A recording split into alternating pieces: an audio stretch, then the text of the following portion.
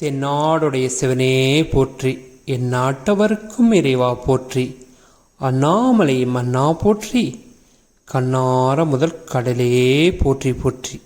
வணக்கம் மக்களே, நான் உங்கள் சரோ. நாம் இந்த வீடியோவில் எந்த கோயிலை பற்றி பார்க்க போகிறோம்னா அருள்மிகு நாகேஸ்வரர் திருக்கோயிலை பற்றி தான் பார்க்க போகிறோம். வாங்க பார்ப்போம். இந்த கோயிலோட மூலவர் நாகேஸ்வரர் அல்லது நாகநாதர். தாயார் பெரிய நாயி அம்மன். தலவிருட்சம் என்னன்னு கேட்டிங்கன்னா வில்வ மரம். தீர்த்தம் சிங்கமுக தீர்த்தம் மற்றும் மகாமக குல தீர்த்தம். இந்த கோயிலோட புராண பெயர் என்னன்னு கேட்டிங்கன்னா திருக்குடந்தை கீழ்கோட்டம்.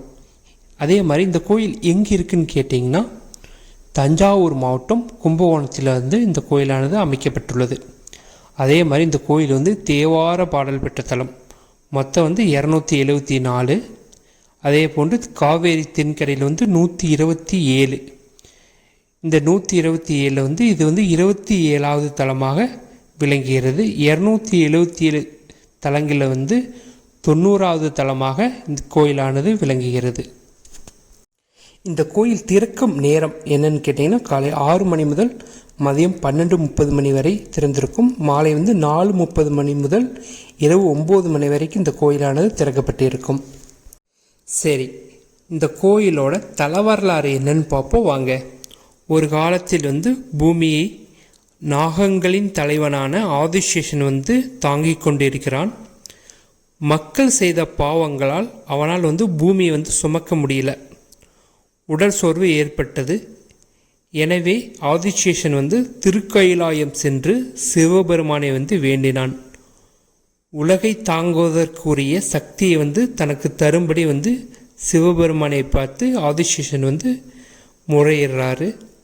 ஆதிசேஷன் முறையீட்டை மனமிறங்கிய சிவபெருமான் ஒரு வரம் கொடுக்குறார். என்ன வரம் கொடுக்குறாருன்னா, எவ்வளவு காலமானாலும் ஒரே ஒரு தலையினால் இந்த உலகத்தை தாங்கும் சக்தியை ஆதிசேஷனுக்கு சிவபெருமான் கொடுக்குறார். பரிபூரணதி பெற்ற ஆதிசேஷன் பிரளய காலத்தில் அமுத கும்பத்திலிருந்து வில்வம் விழுந்த இடமான கும்பகோணத்தின் ஒரு பகுதிக்கு வருகிறார்.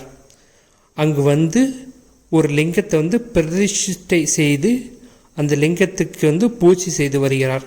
அந்த இடம்தான் இந்த இடம். நாகங்களின் தலைவனான நாகராஜன் பூஜித்தால் இறைவனுக்கு நாகேஸ்வரர் என பெயர் ஏற்பட்டது. இது ஒரு தலவரலாறு.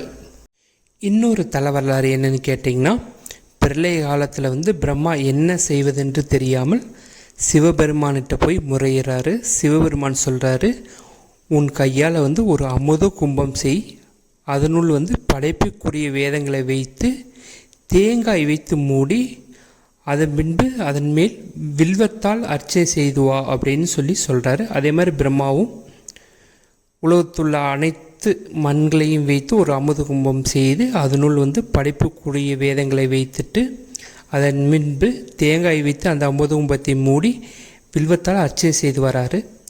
பிரளயமே ஏற்படுது. வெள்ளத்தால் அமுத கும்பம் அடித்து சென்று வருகிறது. எங்கே வருதுன்னா தென் திசை, அதாவது தமிழ்நாட்டை நோக்கி நகர்ந்து வருது. பின்பு மீண்டும் உயிர்களை புதுப்பிக்க நினைத்த சிவபெருமான் என்ன செய்கிறாருன்னா, வேடன் வடிவமிட்டு அந்த அமுத கும்பத்தின் மீது ஒரு அம்பு போடுறார். அமுத கும்பமும் 3 உடையுது. தேங்காயும் சிதறி விழுவுது, வில்வமும் சிதறி விழுவுது. அந்த சிதறி விழுந்த ஒவ்வொரு இடத்திலும் சிவபெருமான் சுயம்பாக எழுந்தருளி மக்களுக்கு அருள்பாலித்து கொண்டிருக்கிறார். அப்படி வில்வம் விழுந்த இடம் இந்த இடம். அதனால்தான் இறைவனுக்கு வில்வனேஸ்வரர் என்றும் இந்த இடத்துக்கு வில்வ வனம் என்றும் பெயர் இடப்பட்டது. இது இந்த கோயிலோட தல வரலாறு. சரி, இந்த கோயிலோட தலப்பெருமை என்னன்னு பார்ப்போம் வாங்க. 1923ஆம் ஆண்டில் இந்த கோயில் புதர்மண்டி கிடந்தது. அதுக்கப்புறம் பாடச்சேரியை சேர்ந்த ராமலிங்க சுவாமி என்பவர் தனது கழுத்தில் பித்தளை சொம்பை ஒன்று வைத்துக்கொண்டு பிச்சை எடுத்து சிறுக பொருள் சேர்த்து திருப்பணி செய்து கும்பாபிஷேகம் செய்து வைத்தார். அதன் பிறகு 1959ஆம் ஆண்டு கும்பாபிஷேகமானது செய்யப்பட்டது. கடைசியாக 1988இல் கும்பாபிஷேகமானது இந்த கோயிலில் நடைபெற்றது. நாகேஸ்வரர் லிங்க வடிவில் உயரமான ஆவுடையாருடன் காட்சி தருகிறார். ஆனால் பானம் சிறியதாக இருக்கிறது. அதே மாதிரி சூரியன் இத்தலத்தில் வந்து சித்திரை 11, 12, 13 ஆகிய 3 தேதிகளில் வந்து வழிபடுவதாக ஒரு ஐதீகம் உண்டு. அப்பொழுது வந்து லிங்கத்தின் மீது ஒளிபடும். அதே மாதிரி திங்கள் மற்றும் வியாழன் ஆகிய 2 கிழமையில் வந்து நாகேஸ்வரரை வழிபட்டால் ராகுதோஷம் நீங்க பெற்று திருமணம் மற்றும் மகப்பேறு கிடைக்கும் என்பது ஒரு ஐதீகம். அதே போன்று அம்பாள் பெரிய நாயை வந்து தெற்கு நோக்கிய சன்னதியில் அபயகரத்துடன் காட்சி தருவது மிகவும் சிறப்பானது. அதே மாதிரி இக்கோயில் சிறப்பான அம்சமே வந்து பிரளய கால ருத்ர சன்னதி தான். உங்களுக்கு பார்த்தா தெரியும், கொஞ்சம் தூரத்தில் நான் காமிச்சிருப்பேன் ருத்ர சன்னதி. அதே மாதிரி மேலும் விஷ்ணு துர்க்கைக்கும் சூரியனுக்கும் தனித்தனி சன்னதிகள் இருப்பது மிகவும் சிறப்பான செயல். இதுதான் இந்த கோயிலோட தல பெருமை. இந்த கோயிலோட பொதுவான தகவல் என்னென்னு பார்ப்போம் வாங்க. அதாவது இத்தலத்தின் ராஜகோபுரம் வந்து 5 நிலைகளை உடையது.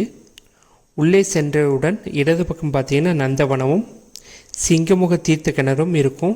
வலது பக்கம் வந்து அம்பாள் சன்னதியும் நடராஜ சபையும் இருக்கும். இந்த நடராஜ மண்டபம் வந்து தேர் வடிவில் உள்ளது. இருபுறத்திலும் உள்ள கல் தேர் கரம் மிக அருமையாக இருக்கும். பார்த்தீங்கன்னா தெரியும். இந்த கரங்களின் ஆரங்களாக 12 ராசிகளும் இடம்பெற்றுள்ளது. அதே மாதிரி 2 குதிரைகளையும் 4 யானைகளையும் இழுக்கும் நிலையில் இந்த மண்டபம் வந்து மிக அருமையாக அமைக்கப்பட்டுள்ளது. இதற்கு ஆனந்த தாண்டவ நடராஜ சபை என பெயர். அதே மாதிரி நடராஜரின் நடனத்திற்கு ஏற்ப தாளம் போடும் பாவனையில் சிவகாமி அம்மையும் வேறு எங்கும் இல்லாத விசேஷமாக நடராஜரின் அருகில் மகாவிஷ்ணு குழலூது காட்சியும் மிகவும் சிறப்பான ஒரு அம்சம்.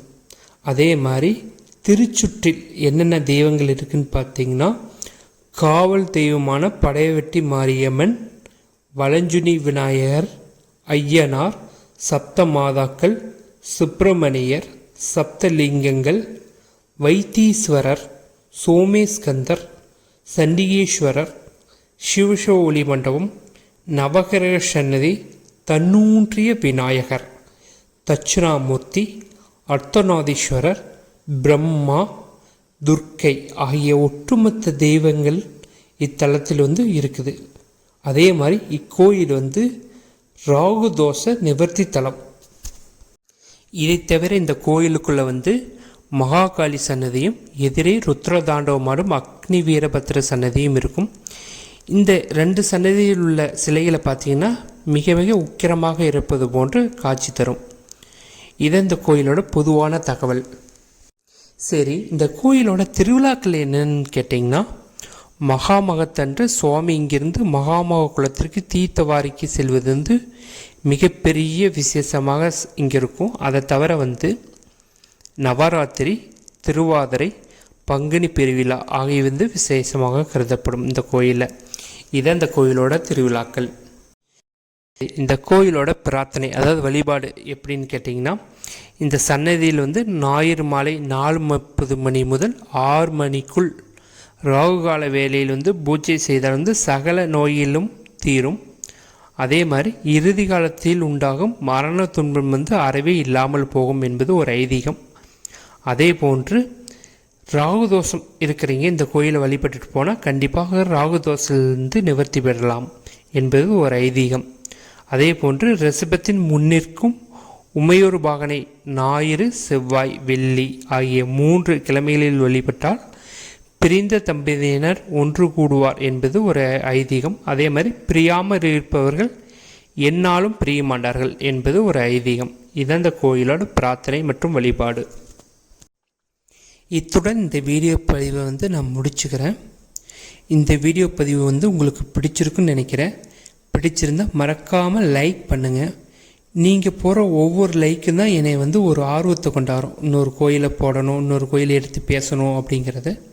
கண்டிப்பாக மறக்காமல் இந்த வீடியோ பிடிச்சிருந்தால் லைக் பண்ணுங்கள், ஷேர் பண்ணுங்கள். அதே மாதிரி இது போன்ற வீடியோக்கள் தொடர்ந்து நீங்கள் பார்க்கணுன்னா நம்ம சேனலை வந்து சப்ஸ்கிரிப்ஷன் பண்ணி வச்சுக்கோங்க.